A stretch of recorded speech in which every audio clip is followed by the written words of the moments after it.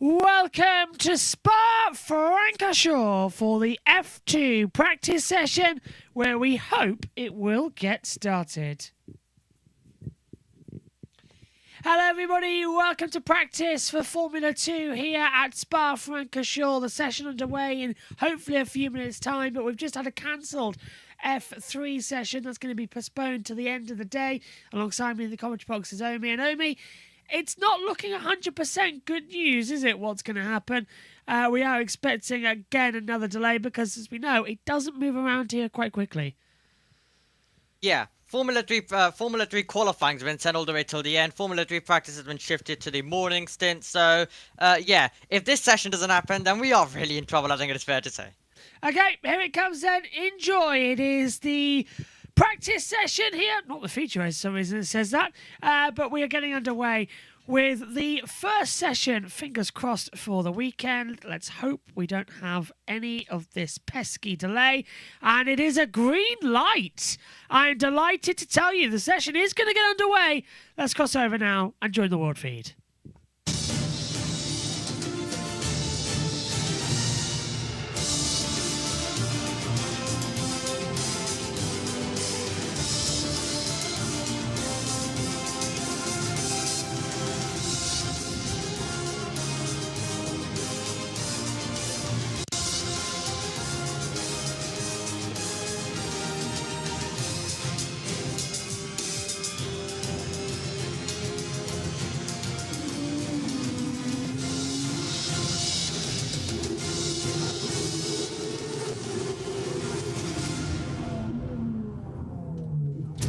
All set then for the Belgium Grand Prix weekend at Spa-Francorchamps. Welcome to the FIA Formula 2 weekend in what is a interesting situation this morning, where we've been up and down with the weather, but hopefully we're going to be in for a fascinating weekend. For round 9 of the season, 18 laps in the sprint, 25 in the feature on a 7.004 kilometre circuit, the longest on the calendar. We've got a 2-zone DRS usage as well. That's going to be a key factor coming into the weekend. In terms of the tyre compounds, we've got medium and soft as the tyre allocation. Soft can do 9 laps, 18 to 6:15 really for the mediums as well, 156.054 the lap record round here. Low downforce, medium brake wear, same with fuel consumption and tyre usage as well. The virtual safety car is out as you join me and Omi up here in the commentary box for this first session of the weekend, which is actually underway. The fog's still in the air, but I guess, Omi, it must be in a better situation than it was before, because we can actually still get going. Yeah, the fog starting to clear away as the day progresses on, and we finally get to see cars out there around this Spa racetrack and Formula 2 cars all navigating their way through. But it's great to actually have this session underway, considering what's happened with Formula 3, which, as we mentioned, will be shifted to later on. But for Formula 2 right now, all eyes to this practice session, and Richard Rashaw, our championship leader, coming in to this weekend, and what is definitely going to be a big weekend for him as he tries to maintain that championship lead with everyone closing up on him.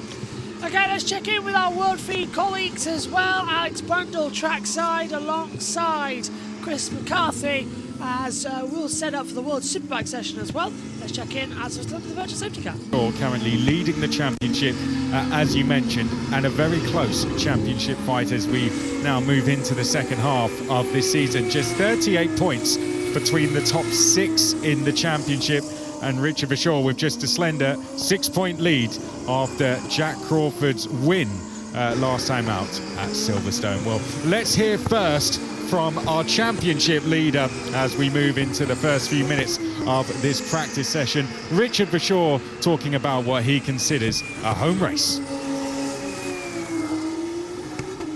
It's the race closest to my home, so only a 2-hour drive by car, so that's quite easy for me. Yeah, I'm really excited for the weekend. As always in Spa, the weather is interesting, but I'm really looking forward in whatever circumstances we will race at. So I'm really looking forward to be back out. Even though it's only been 2 weeks, I was tempted to go back in the car. I think it is the longest circuit of the year, and therefore also more difficult to put it all together. There's many corners, also many high-speed corners where you need the confidence in yourself and in the car as well. So definitely one of the more difficult, but also the better tracks, I guess. Like, it's a very flowing track. I think all the drivers that you talk to like this track. So yeah, I'm just excited to get back out. Hopefully we are strong as a team, that the base is good. That always makes it a bit more easy. But nevertheless, I've had some good results here, so I'm excited. Richard Verschoor, very excited. And as he mentioned there, Alex, it is a real driver's circuit, isn't it? It's got a bit of everything to it. Real high-speed corners. We got the tight hairpin there of La Source. Lots of opportunities for overtaking around here. It is a driver's circuit. There are several reasons for that. You have a lot of high speed but still grip limited corners, those that are close to top speed, but the drivers still have to make inputs to make sure that they get through those corners cleanly. Those corners generally preceded and followed by long straight sections, which compound the gain or the loss which you get in those corners. I'm thinking of Pouan, the double left in the middle of the lap, where you get the run all the way down to the next sequence, the next chicane.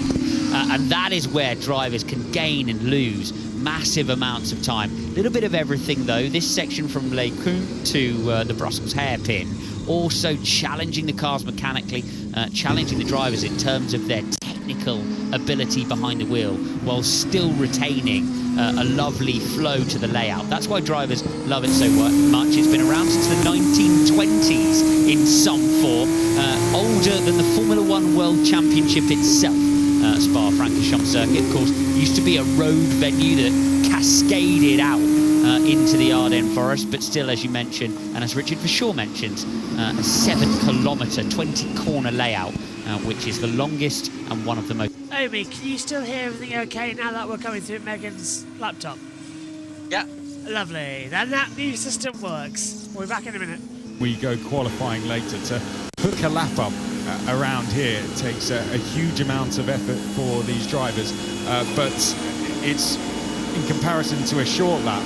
You've got the chance, if say you lose a 10th in one corner, say at La Source, you've got the chance to make that back around, say, the back section of this circuit, Alex. And they will do. You'll see a downforce level being chosen by drivers throughout this session. It's really important for their weekend, because it's a toss-up here, really, between the first and the final sector, which tend to be more top-speed dominated, and that middle sector, which is all about the downforce the cars are delivering. So where on the circuit do you want to be quick? There's always a choice to be made, and of course the discussions about whether there's a wet condition, which of course leads towards more downforce, or you want to try and have a more raceable car, which would... Max Esterson we're just seeing coming up through Rouge, Omi, not looking 100% fast, and drivers still taking it a little bit slowly, aren't they, at the moment? They're not wanting to push this early on in a session where they don't know exactly what the track conditions are like. Yeah, Montoya, one of those drivers who is experimenting at the moment and trying to see what's out there, and then he'll be bringing all of the data that he gathers over to his Prema squad, and that is going to be important data for Prema, who have gone well around the circuit. They found themselves cupped the line in a wet qualifying session, which was decided in run 1 to take a 1 and 2. That was with now F1 driver Oliver Behrman and his teammate Frederick Vesti, who was the runner-up of our Formula 2 Championship all the way in 2023. Seems a long time ago, doesn't it? Coming back there for 2023, but still the session underway. Not too bad with the weather conditions. We were expecting Well, we're expecting this session not to happen also. Great work that we can get it going. Fingers crossed also it will change up. Racing for Antoine as well on board with the Kushmani there. And all the drivers yesterday, Omi, across all series, along with Pierre Gasly, Charles Leclerc, they took flowers up to the top of Eau Rouge for both. For Dries Van Hoff and also coming in for Antoine Hubert. And it was a lovely moment, wasn't it, as well as, it's year upon year, they still care, they're still there. You are a driver upon driver. Yeah, absolutely. And they all may be contending with each other all the time when it comes to the racetrack, but it is an entire circus that moves around circuit to circuit together. And it is great to see Gasly organising it every single year. And when we say words like that these drivers will never be forgotten, we are ensuring that, and we are making sure that is exactly the case. So great to see Hubert continuing to be remembered in what has now been 6 years since that horrific sight happened at Spa, and then Delano Van Hoff more recently as well. So the drivers continuing to remember, and loads of these drivers especially would have known Delano, Victor Martins in specific, with Antoine Hubert as well. And it is great to see all of the drivers continuing their tribute every single year that we come to this circuit at that part of the circuit as well. And Victor Martins, well, it would be special for him to take a victory around this place, and one day hopefully Gasly finds himself in a position as well to take a victory, because they've both done so much, and Charles Leclerc brilliantly did it in 2019, but now it's all about to see whether Martin can do it for his old friend. And what about MP Motorsport as well, who Delano was driving for on that day? Are they going to be able to get themselves to a victory as well? Victor Martins having to cut the chicane through Le Com, and this was also him heading down to Les Tours as he made his way through, all out of shape on the exit. Yeah, continuing as well, and this is on board again with Martins up at the Le Com chicane, and just runs it in deep. Again, too wide, too out of kilter. Of course, this track's got no Pirelli grip on it, has it, Omi? That's another thing to point out. We haven't yet run any session here, so you've got very limited grip and very limited conditions to get it right. Yeah, you don't have all of the grip in the world at the moment, as Roman Stanek will be finding out right now as he takes it through Speaker's Corner, stands on the power, and then you're getting ready for Pouon, this fast part of the circuit. And then it's all about navigating your way into this third sector, which the Invicta driver will be doing. And Invicta with a decent season when it comes.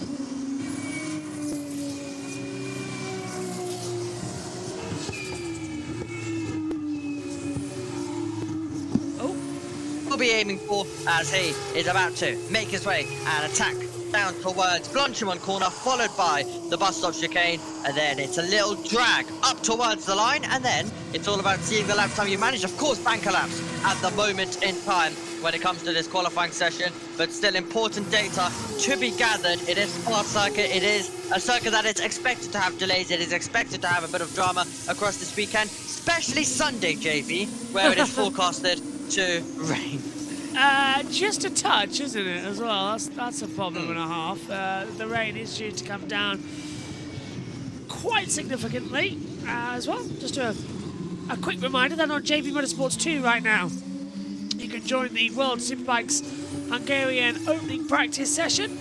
If you so wish to do so, you can dual screen alongside us this weekend as well. Gabriel Mini's up by 0.3 of a second. Roman Stanek, though, is fastest on a 2:01.372 from Browning, Lindblad, Megatunov, Miata, Bogdanovic, Bennett, Villagomez, Martin Esterson has the top 10, and Shields, Mini, Montoya, Martins, Foloroli. They're the 15 drivers I've set time so far. Gabriel Mini, though, Omi, looking super fast coming out of the last corner up towards the line, and does a 2:08.843. So the sunshine coming through, burning off the fog, and we're into a nice day. Maybe don't start at, like, oh, I don't know, 8:22 in the morning. That might be an idea going forward. Yeah, we still got 2 hours to Formula One practice as well. It's a sprint weekend for them, so their one and only practice session that they will be getting. So they're joining us for a weekend in terms of F2, F3, and Porsche Super Cup, only getting one session as well. It's all going to be all action with Formula 1 as well, with sprint qualifying coming your way later on. At the moment, pushing on or attempting to push on Alex Stern. He'll definitely be pushing on with his championship ambitions at this stage, because the season starting to fade away a little bit from the Irishman. He's had some good pace, had some good performances, but he needs to be consistent and has to make sure he's not getting into contact, which was the site of the sprint race that took place at Silverstone, and he collided with Gabriele Mini that day. It's 10:23 in the morning, and these gentlemen already have the wine and beers out. That is a little bit of a new thing, I suppose, but whatever floats the boat going into it on a morning call. But no, in all honesty, though, this is looking good actually for a smoother weekend than we were expecting for Formula 2. There's a lot of rain predicted on Saturday and Sunday. Sunday, a big emphasis as well. We might not even get any racing in. Do you remember back in 2021, we did actually get some racing in that day, but it was only from the support series, so they could be in for it again. And I don't know, Formula 2 at the moment seems to be a bit up and down, with good weekends, bad weekends. Spa should be a good one. It never should fail to deliver. Yeah, it's mostly been quite good as well, but it has been those moments of red flags and typical FIA Formula 2 chaos as well. And that was John Bennett locking up down into Le Source corner with 30 minutes to go on the clock. But yeah, Spa should be an interesting weekend, definitely, when it comes to this championship, as Martins is back pushing on around this circuit at the moment. And Rodin looked to have changed their well, Rodin's logo has been changed when it comes to the World Feed pictures as well. So they've just got a red, they've just got an R in capital letter as well, rather than the full thing. So that's one change that has gone around. As Dirksen will be investigated after the session, and that is for a pit lane infringement. John Bennett had a lock-up a few moments ago as down at the La Source hairpin, just made sure it's okay.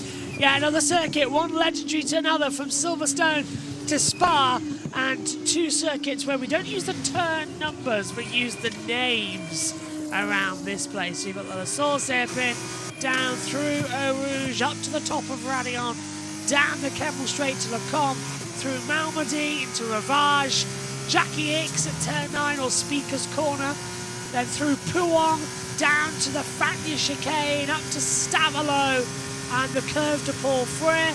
We're now riding with Martins as he comes through Blanchimont and then up towards the bus stop chicane. Hard on the brakes, down second gear, right uphill, left uphill. Put the power down, careful not to lock the rear and spin around. You come over the line to do a 2 minute 6:06 as you head down to the braking zone for La Source, a first gear corner, hard, sort of acute apex, and then blast down towards Eau Rouge once more. The sun breaking through at the top of the clouds, and we have a better condition on the circuit than we did an hour ago, as Vachour comes through the Curve de Paul Frere 1 and 2 after Stavelot, and then heads up towards the Blanchimont curves as well, rejoining what was originally the street part of this circuit back in the original layout days as well. And the bus stop used to be a literal bus stop, but they changed it back in 2007 as Vachour breaks down. I don't know, I think there's room for both bus stops. I do, I really do. I miss the old one a lot, as Vachour only goes 8th fastest. You're not old enough to remember it. Yeah, loads of people do say that though. I'm quite aware of that. Montoya to third, make that fourth as Midi goes to the top of the table, really trying to get a turn of events when it comes to this championship. It's not been the way that he would have expected it to go, as Dunn goes into P12. Yeah, I remember that 2021 day as well, which you were mentioning in terms of the support series. Quite fascinating. It was quite action-packed, I have to say, with the Formula 3 starting off with some racing. Yes, we got a race in, and we had also, I believe, some side-by-side to Rouge, if I get the day correct. I know we had some rain across that entire weekend, but I believe it was on the Sunday where we actually got even some side-by-side through a rouge that day in those wet conditions. And then we also, of course, found ourselves with a interesting Porsche Super Cup race, which had a huge collision up a rouge as well. We had contact between the top two that day in the Porsche Mobile 1 Super Cup as they were battling there, which that was also a fascinating race. And then even if we go back to Formula 2 in 2024, we found ourselves with some great racing, and one of the best overtakes you've seen, Joshua Bird, when it comes to this series, in terms of Antonelli getting past Colapinto down at Eau Rouge into Radion. 100% one of the best overtakes I've ever seen in motorsport. Round the outside at Eau Rouge in wet weather conditions. It was brilliant. I knew right then and there that Antonelli would be a world champion in Formula 1, and I still stand by that now. There are moves in the world where you go, yeah, and I can remember that one. That's how good it was. I remember Hamilton, the 3 wide with Pantano, and I think it could have been Glock in 2006 at Silverstone. I remember that move with Hamilton, the 3 wide coming into Maggins and Beckett's, and somehow he takes the lead. I remember a couple of incidents actually as well with Nico Rosberg coming in, and him in 2005 making some fantastic overtakes at Bahrain before being taken out of the race in his championship winning year. So there's moments in the junior formulas where you go, yeah, that guy's going to be a champion, watch out. And that was mine for Antonelli.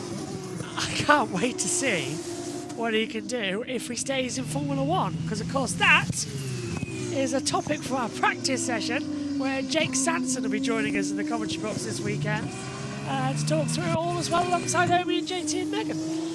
But yeah. It's going to be a bit of fun, won't it? Lots to discuss. We've only got 1 hour this week. What is going on? We've only got 1 hour to do it all. It's going to be all crash bang wallop. Yeah, Jake Sanson joining us for all of the Formula 1 sessions this weekend. He is leading coverage of the IndyCar race at Laguna Seca.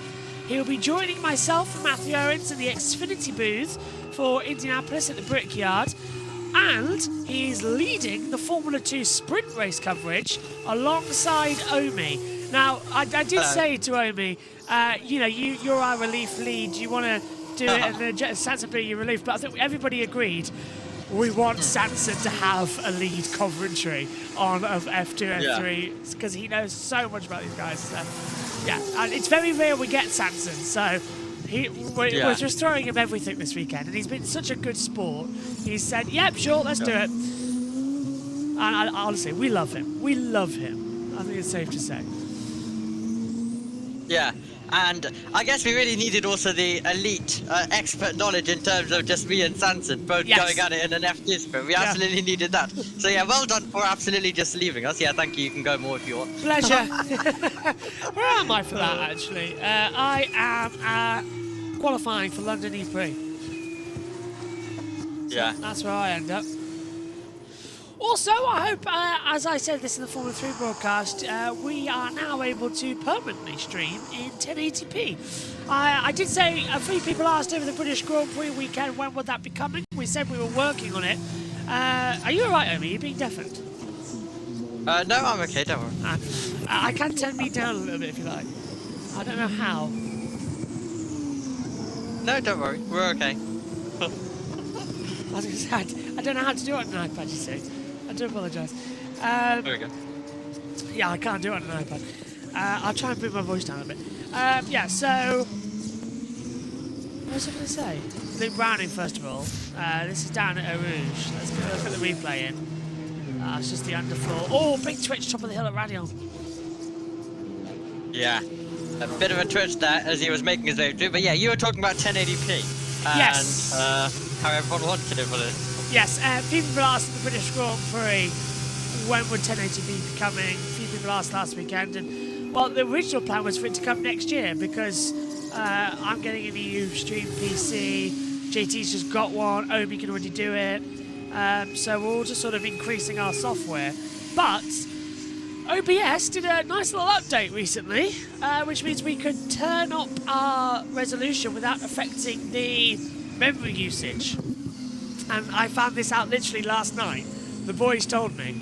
Because JT said, do we really have to stream at 720p? I said, well, yeah, it's exactly. Then Omi said, no, but I do it at 1080p. And I was like, what? And it doesn't change anything. Because usually you'd have to rebuild every single OBS browser because it was set up for 720p, not 1080p. But they've actually fixed it now, so you can just change the resolution. So we've done it. And we tried it last night. It took a while for the computer to start working, didn't it, Omi? But it works. Yeah. You've got it. Now you can actually read the text. Yeah, it works, and we're living, luckily, still, at the moment. Dino Viganovic just trying to survive as well out there in his high-tech Formula 2 car at the moment as well, as he continues to push on. 21 minutes, great to see them actually getting proper running in, full running in out there on the circuit as well, as Viganovic continues his attack with Amri Cordial out of the way. Of course, Amri Cordial with his home race. The Belgian racer looking to try and get a good result by the end of today's contest. If I remember correctly, you weren't too happy when it came to his defending all the way back in 2022 around this circuit. No, I was not. I was very, very angry with it. I was criticising. I was saying that should have been a black flag. It was. There's places at this. There's places in the world you don't defend that hard at. Spa's one of them. And it caused an accident, didn't it, as well? I remember they flew into the barrier coming out of Blanchimont up to the bus stop. It was them, wasn't it? Yeah. The 3-car accident. I said, well, that was always going to happen. It's a stupid decision. Why, Delilah? But yeah, it was not. I did not enjoy it one bit.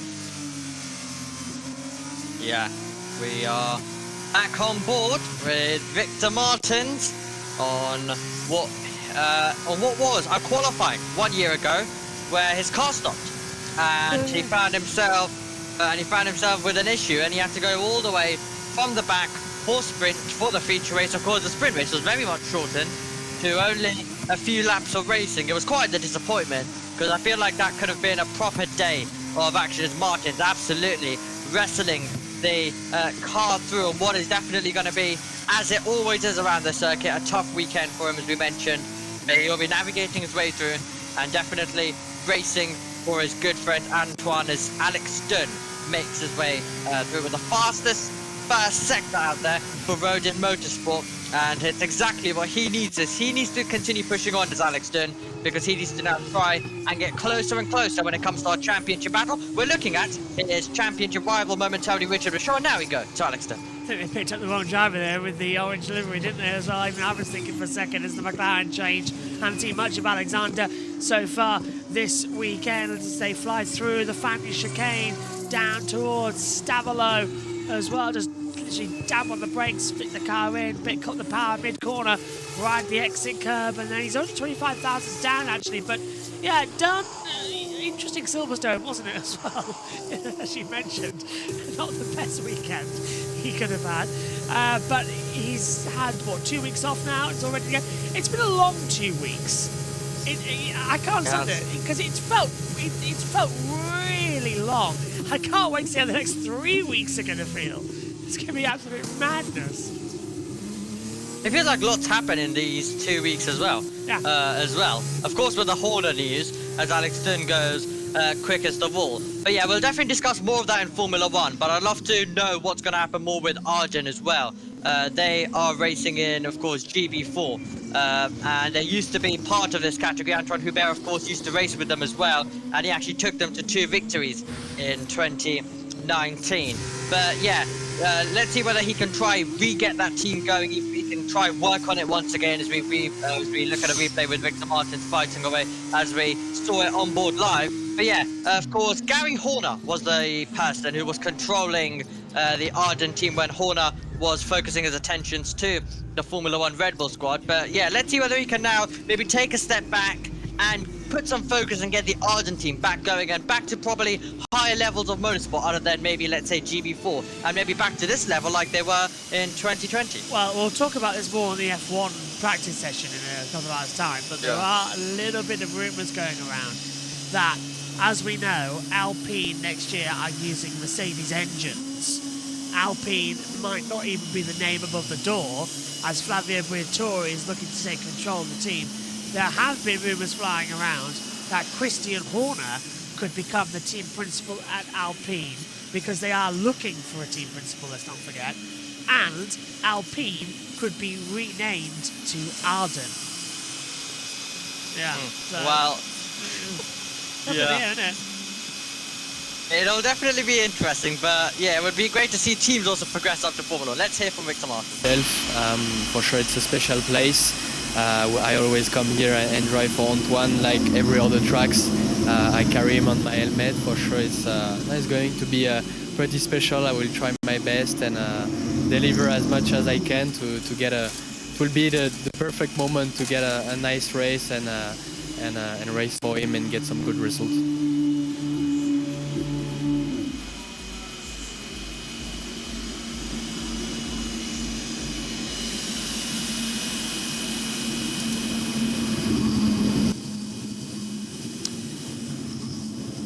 Silence there as well over the broadcast, as it was a lovely tribute last night, the racing for Antoine, and of course Dean Van Toff as well, who passed away here a couple of years ago as well. Jake Sanson, I'm sure, will be talking about he was at that weekend commentating. I can't wait to hear what he has to say and tell some more amazing stories about the young Van Toff as well. So the track has gone quiet at the moment, Naomi, as we wait for them all to come back out. Luke Browning coming out, Bogdanovich, Shields and McIntyre apparently still circulating out there as well. As we see the GT paddock where the 24 hours starts. Through a Rouge. Of course, it's actually weird because the actual start line here for Spa-Francorchamps, it's actually out of La Source, down, and turn 1 is Eau Rouge. Formula 1 use a different start line here because it's not safe enough to run on that layout, but we do, the main start-finish line here is there, where it was originally back in the all the way up until 1980 when we returned here after Zolder for 10 years. Yeah, absolutely. Spa, quite the circuit of ups and lows as well, but it's just one of those motor racing circuits, and yeah, it would definitely be special.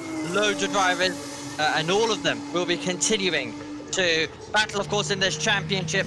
But anytime we return to Spa, it is always to race for those two drivers, and especially the ones with great connections. As I mentioned, it would be great one day to see Gasly win this race, considering everything that he has done. And I remember in 2020, he of course would have done those tributes, and then a week later went over to Spa and found himself giving some. He went over to Monza rather and won that race. So it would be great to see him especially win at this circuit, as the yellows were momentarily out there on the circuit, back to the green flags now. Yeah, what a great couple of years we had there at Monza, wasn't it, as well, where we had 2019, Charles Leclerc, 2020, Pierre Gasly, 2021, Danny Ricciardo, all taking race victories. Charles, of course, won there last year, a second victory at Monza. That came as a surprise. I don't think anybody saw last year coming with Charles Leclerc. And talking about Charles Leclerc, of course, we were mentioning how drivers and how we look at drivers in the junior categories and we see that they could be world champions. I think Leclerc's performance, especially at the Bahrain International Circuit, in that amazing sprint race that he had, where he made a pit stop in a sprint race, that was absolutely ridiculous stuff. I still remember it. I was having lunch at that point, because of course, no, it was a sprint race, so it was Saturday morning, wasn't it? Yeah. So I thought I was having breakfast, a fried breakfast. And I remember cutting up a sausage, popping it in my bread, folding it over, dipping it in my bean and egg. And I was taking a bite, and I saw him come into the pit, and I thought, well, that's a bit weird. Why are you doing that? And then we got witness to a Nigel Mansell-esque performance as well with Charles Leclerc. Does do a fantastic couple of racing, and actually we mentioned about moments about being emotional in the commentary box. Definitely 6 years ago with Charles Leclerc was one where I had to actually leave the commentary box in order to compose myself before the podium. I was so emotional. Charles winning his first race, winning it at Spa the day after his college roommate had died.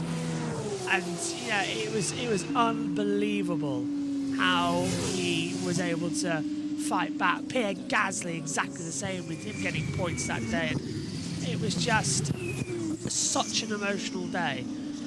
And yeah, and then a week later he won at Monza. Then we were all in front again. Back-to-back wins, doing only something that Lewis Hamilton had done before, getting your first and second win in the space of 7 days. In fact, thinking about it, we actually did the timing. It's the shortest amount of time between your first and second win in Formula 1 history. Because, and I say this because, we had the Formula 1 Canadian Grand Prix, and then we had a week later the United States Grand Prix. Now they both started at the same time, but the Canadian Grand Prix ran longer than the American Grand Prix. So you might think, oh, that would be the shortest time. No, because when you take a look at the time from Spa 2019 and Monza 2019, both start at the same time in the same time zone, but both are the shortest races on the calendar. So Lewis had that record of shortest amount of times between your first and second win of something like 6 days, 23 hours. But it now became 6 days, 22 hours for Charles Leclerc, because he won it inside an hour and 15. So the two shortest races on the calendar, back to back, Charles has that record. So there's a little useless stat for you about who's got the shortest win record in Formula 1 between your first wins. Yeah. And Charles Leclerc, immensely amazing. Even at this level, as we go back with Luke Browning, he's been all over the road so far, and he was off the road as well through a Rouge momentarily. A lot more runoff, of course. They've moved the barriers back in recent years as well around that part of the circuit to open it up and allow spins like we had for Arthur Leclerc in 2023 when he collided up a Rouge with Roy Nissany that day. But yeah, Charles Leclerc really impresses me with everything that he's gone through, and I don't think people understand, especially that Baku weekend in Formula 2 that he had as well, where he lost his father and then he came in, and the way he fought that weekend was absolutely remarkable. He just absolutely finds ways to amaze you, and everything he's gone through in his career, it's great to be able to see him get victories like he did in Monaco, like he did at Monza as well, and then everything that goes on, and hopefully maybe even a world championship one day. It is weird, isn't it, that how if there's ever been a tragedy for him, it's sort of fuel and he wins the next weekend, because it's not the first time it's happened. He won an event just after Jules died in 2015, which we've just actually ticked over a few days ago, the 10-year anniversary of Jules Bianchi's passing, and that I could not believe. I still remember getting woken up by Dad to tell me, because he went downstairs, saw it, came and told me 10 years ago that Jules has died, and we were all like, oh no. But yeah, it's weird how he seems to be able to bounce back from tragedy and use it as fuel. And I suppose it's the best sort of aggression, really, isn't it? To want to dedicate it. I mean, we saw things like that in the past. Ayrton Senna, for instance, as well. The most famous, of course, when they pulled him out of the car after San Marino in his tragic accident. He had a Austrian flag with him to hold up after he won the race to honour Roman Ratzenberger. So it's just weird how, I don't think we'll ever understand it as we're not drivers only, but for racing drivers, it's just a bond. It's a band of siblings. It's so weird how it all works out. And they are like no other. Now, there is gravel at the exit of Fagna, and this is Richard for sure, oversteer coming through Stavelot. So the rear grip here at the moment with this medium compound tyre seems to be affecting quite a lot of the drivers. We will remind you, it's a green track. We haven't run this weekend. Usually F3 goes out there, puts a little bit of rubber down, but that session got postponed. F2, the first one's out there.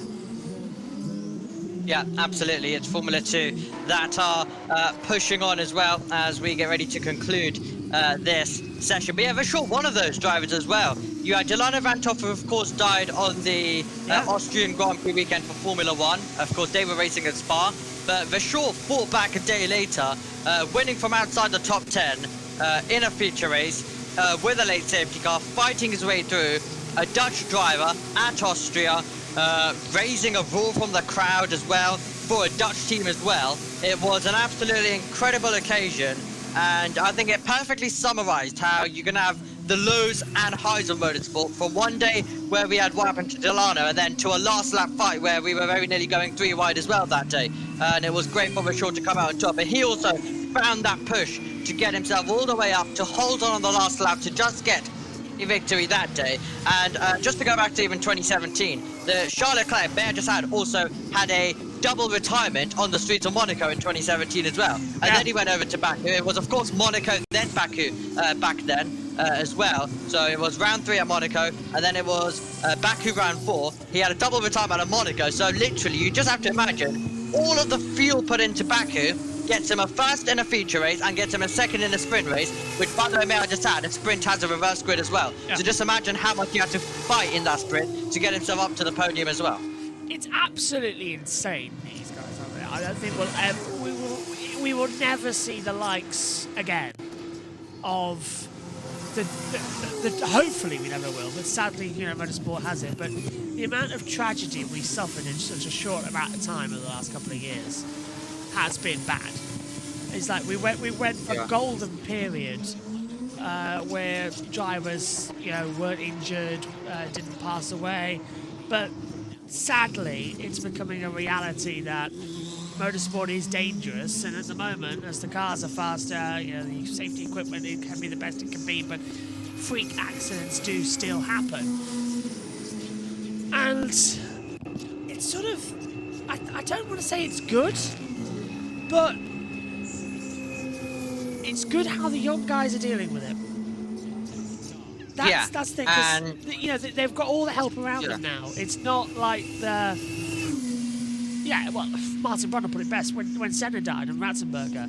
You had, and then Carl Wendlinger had his accident in Monaco. We'll go back in a second. Here's photo. Some people call him the Terminator, because he is so literal and focused in what he does. His execution is second to none. Yeah, he come away from a briefing and sometimes you might think, you know, has he definitely got the message there? And then he'll execute it impeccably. So yeah, he's a real one in a kind, and we're delighted to have him. Yeah, so back to what we were saying. Yeah, Carl Wendlinger, of course, had his accident and was put into hospital in a coma as well, and it was just all doom and gloom in Monaco that year, 1994.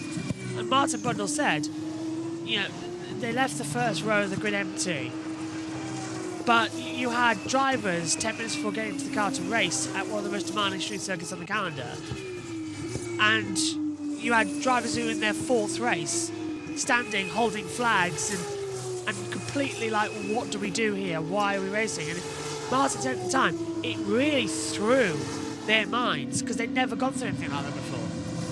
So in many respects, it's obviously still tragic it happens now, that we lose drivers and we lose riders, but the mental health experts that are here on hand for drivers with the psychology as well is second to none. So in regards, it is good it's happening, because it's making these drivers be open, be able to talk, be able to deal with it, and we're seeing them more raw than ever, which is great for racing. And it's a horrible thing to happen. But we've got the right people for when it does tragically happen to help support the drivers who are still in the series. So it's weird to explain it. You can't explain it. That's another thing as well that we were on about. You can't explain grief. You can't explain losing drivers. It's just sort of, it's this weird thing that it's true what they said, the show must go on. And that may sound vindictive to viewers watching, but every single driver in this paddock, every single driver in the world will all say the same thing. I'd rather race. And even the people who get killed would rather say, I'd rather race. Because it's in their blood. It is in their DNA of how to be a racing driver. It's just why we call them gladiators. Hopefully we'll have a word with Jake Sanson when he's on this weekend about this, because I really want to know how he views this, having talked to them who've been in that situation. Yeah, absolutely. And we of course had the run, as you mentioned, where we didn't have anything, but then especially that 2019 day where it did actually happen, I think literally everyone at that moment realised that it was major, that it was big, straight away. And it was quite unfortunate that we of course had it last year, 2023 rather, with Delano Vanthoff as well racing at Spa. So it definitely, unfortunately, can happen, but these drivers have done absolutely brilliantly in racing on, and those as Martin's continuing to fight away and going off the road. But yeah, even when we go back to, for example, that day in 2019 on the Sunday, Formula 3 out there early in the morning, followed by the Porsche Super Cup as well. They all raced their hearts out that day, and the Porsche Super Cup, their battle went down to the last corner on the last lap for the win as well. Yeah. So they absolutely went for it. And then Formula 1, even that, Hamilton pushing on all the way till the end, and Charles Leclerc, we've already mentioned what a moment it was for him as we go back to Victor Martins. But yeah, these drivers, they know how to return back from it, and they want to go out there and race, and it all gives them just extra fuel, as we mentioned. This is, I don't know if that's a rear stepping out there for Martins about what we've seen over the session, but does he get on the exit curve? Excellent, sir. Rear grip then, a bit of a tricky thing here this weekend to come into it. Alexander Dunn is fastest, 1:59.838 for Mini. Victor Martins third, then Miata, Vishor, Lindblad, Cordeal, Durskin, Crawford and Stannard at the top 10. Browning, Forlaroli, Montoya, and then we get John Bennett now up into 14th with Kushmani 15th as the checkered flag comes out, the session over, and Dunn's improving by 10th and a half in that middle sector. Yeah, we had 3 classic races that day, didn't we, as well, and it's just fantastic tribute as well to drivers and things as well. Yeah. Just like that, we've journeyed our way to the end of this session now as well. As Alex Stern brings it around the final few corners, he's already top. He's going to try and extend his advantage to ensure that he stays top as well. Over the line, oh wow, 1:59.519, 4 tenths faster than Gabriel Mini. He doesn't know when to stop, this guy, does he? Ordeal fourth. He'll be hoping for a good result on home soil.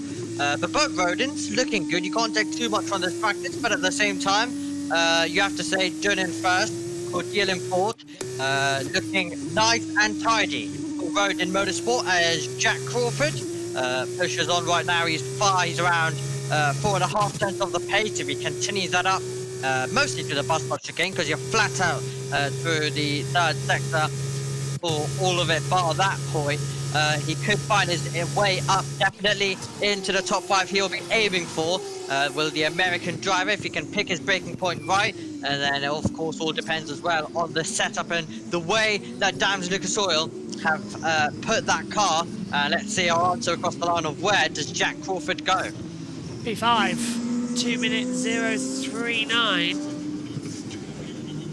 Immediately, of course, it's such a long lap here at Spa. Remember, for the races, the top 3 will be able to do the full lap in the support series, but for Formula 1 and the rest of the field, they'd go back the opposite way down the pit lane here because it's the longest lap on the calendar.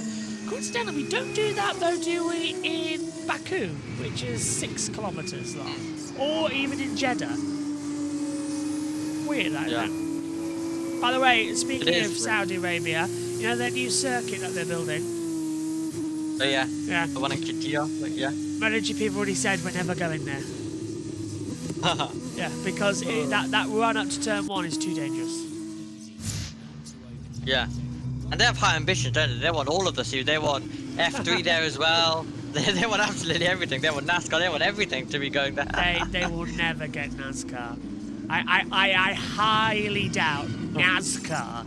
They won't be able to. Will go to Saudi Arabia. I mean, unless Donald Trump is involved in it, I don't know. I mean, I say that. Yeah. Have you heard where we're racing for NASCAR next year? San Where? Diego, on an active military base. Yeah. Yeah, I was watching the Grid Network, yeah, that thing as well. But yeah, location's starting to get quite weird for certain series as well, and where we are going in specific. But yeah, half of the list that Kadia's hopes literally won't even happen. Like half of those, well, half of them won't even be happening. And for Formula, and even for Formula 3 to be going there, that is going to be quite a lot of. It's going to have to definitely have a structure change when it comes to our season as well. But to be fair, we're ending in Madrid, so I don't know what to say for Formula 3 next year. Well, the Madrid is going to be one of the weirdest races we're going to be at. I am not looking forward to that one bit. I don't think we've actually had a chance to discuss Madrid, so we'll actually do that in the F3 practice, because it's weird, but we do actually have an F3 practice that's all coming up. But yeah, F3 is going to be affected by a Madrid finale instead of a Monza finale. Yeah. And we're in the final rounds of Formula 3, so it's all heating up now. So yeah, it will be very fascinating. It's weird that we're going to have another practice session after F1 that is not F1. So it's quite weird, but I think it starts off the weekend how it might go on with some of these rainy conditions. I'm just hoping that on Sunday we can get through everything. All of the support series as well, because they've all had quite a bit of. Well, F2 had a cancelled race. Porsche Supercar has been affected so much by all sorts of delays this year. I think there was only one race where the Porsche Supercar hasn't been affected by a delay or a red flag so far. I think that tells you how their season has been so far. But to be fair, I can't really complain because you've got so many drivers like under 10 points of each other. So the championship battle is absolutely extraordinary going to the end of the year. Let's try and have a look and see where that F3 session's now going to be. No, just say session postponed, doesn't it? Here's your results then from the opening session of the weekend. Alexander Dunn is fastest, with Gabriel Mini second, Victor Martins is third, Emilio Cordial in fourth, Jack Crawford fifth, Rita Miata in sixth, Richard Fisher in seventh, Arvid Limbad eighth, Joshua Durskin ninth, and Roman Stanek in 10th. Luke Browning is 11th, from Leonardo Ferrari in 12th, Sebastian Montoya is 13th, 14th for Sammy Makatuna, 15th John Bennett, 16th Kushmani, 17th Jose Miramati, 18th Rafael Villagomez, 19th Oli Goethe, and 20th for Max Esterson. 21st for Dino Boganovic, and 22nd for Clan Shields as well. Omi.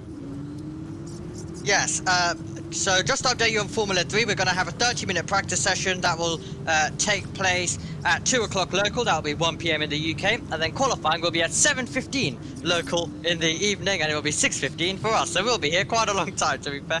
Alright, we'll get that sorted then in a split second and get those streams set up for you so you know where we are going to be for FIA Formula 3 here today. But for Formula 2, it's been an interesting session. Well, we're going to have to dive off there as well. Omi, your quick thoughts? Well, it was a very interesting Formula 3 session, and now all eyes are Formula 2 session. It's going to be all eyes now to Formula 1 practice, and then we'll, of course, have F3 practice followed by F2 qualifying. Going to be an interesting day. Cheers, Omi. Cheers, everybody. We'll see you later on for all the action here. Take care from Spa. We'll see you for the F1 practice in about an hour's time. Bye-bye.